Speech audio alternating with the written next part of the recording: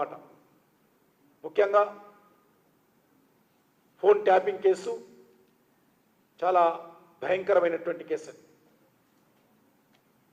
Phone tapping విషయంలో ప్రతిపక్షంలో ఉన్నప్పుడు ఇదే రేవంత్ రెడ్డి గారు సిబిఐ దర్యాప్తు డిమాండ్ చేశారు.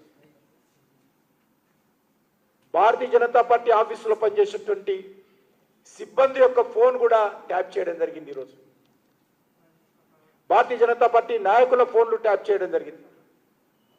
భారతీయ జనతా పార్టీ కార్యాలయంలో పనిచేసేటువంటి సోషల్ మీడియా టీం యొక్క ఫోన్ నెంబర్స్ కూడా ట్యాప్ చేయడం జరిగింది.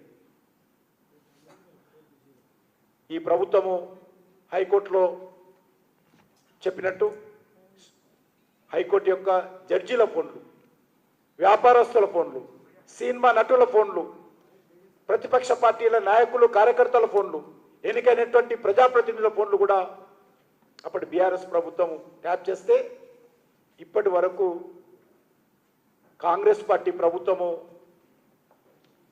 మరి వ్యవహారం చూస్తూ ఉంటే నేను కొట్టినట్టు చేస్తా, నువ్వు ఏడ్చినట్టు చెయ్యన్నట్లుగా ఈరోజు కాంగ్రెస్ పార్టీ బీఆర్ఎస్ పార్టీ వ్యవహారం ఉంది. రెండు కలిసి నాటకాలు ఆడుతూ ఉన్నారు. ఈరోజు మనకు వస్తున్నటువంటి సమాచారం ప్రకారము కాంగ్రెస్ పార్టీ బీఆర్ఎస్ పార్టీ ఒక అండర్స్టాండింగ్ వచ్చారు. ఈ రాష్ట్రంలో ఏదో రకంగా భారతీయ జనతా పార్టీని అడ్డుకోవాలంటే మరి మనం ఏదో రకంగా నాటకాలు ఆడాలనే విధంగా ఒక అండర్స్టాండింగ్ వచ్చి వాళ్ళు కుట్రలు చేస్తున్న విషయం మనం చూస్తూ ఉన్నాం. ఖచ్చితంగా ఈ రెండు పార్టీల యొక్క నిజస్వరూపం మనం ప్రజల ముందు పెట్టాల్సినటువంటి అవసరం ఉంది. ఏదైతే బీఆర్ఎస్ పార్టీ టైంలో జరిగినటువంటి అవినీతి ఉందో, అక్రమాలు ఉన్నాయో, అధికార దుర్వినియోగం ఉందో, వీటన్నిటిని పట్ల కూడా మనం ఎప్పటికప్పుడు ప్రజల దృష్టి తీసుకెళ్లాల్సిన అవసరం ఉంది. ప్రజలను చైతన్యం చేయాల్సిన అవసరం ఉంది. కాంగ్రెస్ పార్టీ వైఫల్యాలను ఎండగట్టాల్సినటువంటి అవసరం ఉంది. కాంగ్రెస్ పార్టీ 6 గ్యారంటీలు కానీ 420 సబ్ గ్యారంటీస్ కానీ ఎప్పటికప్పుడు అడగాల్సినటువంటి అవసరం ఉంది. ఆ దిశలో మనం కార్యాచరణ ప్రణాళిక రూపొందించుకొని ముందుకెళ్ళాలి. ఇప్పటికే మనము విజయవంతంగా మండల కమిటీలు పూర్తి చేసుకుంటున్నాం. మండల కమిటీలో వచ్చినటువంటి కొత్త రక్తము, నూతన నాయకత్వం పార్టీ సిద్ధాంతాల పట్ల అవగాహన కల్పించి రానున్న రోజుల్లో మన మండల కమిటీలు, జిల్లా కమిటీలు పోరాటాలకు సిద్ధం కావాల్సినటువంటి అవసరం ఉంది. ఉద్యమాలతో ముందుకెళ్లాల్సినటువంటి అవసరం ఉంది. ప్రజల మద్దతు కూడగట్టాల్సినటువంటి అవసరం ఉంది. ఈ యొక్క తెలంగాణ ప్రజల ఆకాంక్షలకు అనుగుణంగా తెలంగాణలో ఒక భారతీయ జనతా పార్టీ ప్రభుత్వం రావాల్సినటువంటి అవసరం ఉంది. ఇది మనం అనడం లేదు.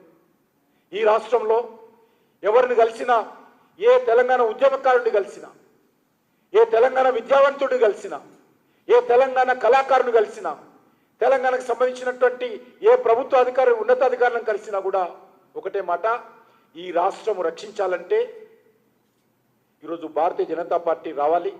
లేకపోతే భారతీయ జనతా పార్టీ ఈరోజు మరి ఖచ్చితంగా ముందుకెళ్లాల్సిన అవసరం ఉంది. నరేంద్ర మోడీ గారి నాయకత్వంలోనే ఈ తెలంగాణలో ఉన్నటువంటి సమస్యల పరిష్కారం దొరుకుతుంది. లేకపోతే తెలంగాణ రక్షించలేమని చెప్తున్నారు. ఈరోజు అప్పుల పాలై ప్రభుత్వ ఉద్యోగస్తులు జీతాలు ఇవ్వలేక ముఖ్యమంత్రి గారు చెప్పినట్టు తెలంగాణ అంటే మిగులు బడ్జెట్ రాష్ట్రం, ధనిక రాష్ట్రం. ఈరోజు ముఖ్యమంత్రి గారు చెప్పారు, ఎవరు నమ్మటం లేదు, ఎవరు కూడా ఈరోజు తెలంగాణ ప్రభుత్వాన్ని విశ్వాసం లేదు, ₹1 అప్పు పుట్టడం లేదంటే ఎవరి పాపం అని అడుగుతా ఉన్నాను. ఈ పార్టీల పాపం కాదా? అనేక సంవత్సరాలు పరిపాలించినటువంటి కాంగ్రెస్ పార్టీ, ఆ తర్వాత వచ్చినటువంటి 10 సంవత్సరాల బీఆర్ఎస్ పార్టీ, ఇప్పుడు సంవత్సరాలుగా పనిచేస్తున్నటువంటి కాంగ్రెస్ పార్టీ యొక్క మీ పాపాల కారణంగానే, మీ యొక్క అవినీతి కారణంగానే, కారణంగానే, మీ చేతగానితనం కారణంగానే ఈరోజు తెలంగాణ రాష్ట్రము ఈరోజు ఈ రకంగా అప్పుల పాలై మార్కెట్లో ₹1 పుట్టనటువంటి పరిస్థితి, పేద ప్రజల సంక్షేమ కార్యక్రమం అమలు చేయనటువంటి పరిస్థితి, కనీస అభివృద్ధి కార్యక్రమాలు మరి నిర్వహించలేనటువంటి పరిస్థితి ఈ రాష్ట్రంలో ఉంది. కాబట్టి ఖచ్చితంగా తెలంగాణ ప్రజలను సంఘటితం చేసి తెలంగాణ ప్రజల ఆకాంక్షలకు అనుగుణంగా ఈరోజు ప్రతి భారతీయ జనతా పార్టీ కార్యకర్త ముందుకెళ్లాల్సినటువంటి అవసరం ఉంది. దానికోసము మనందరం కూడా ఐక్యమత్యంతో, కమిట్మెంట్తో నరేంద్ర మోడీ గారి నాయకత్వంలో ఈ రాష్ట్రంలో ప్రజలకు విశ్వాసం కల్పించి, ప్రజలకు ధైర్యం కల్పించి, ప్రజల మద్దతు కూడగట్టి ఖచ్చితంగా ప్రత్యామ్నాయ శక్తిగా మనం ఎదగాలి. దానికోసం మనం అందరం ప్రయత్నించాలి.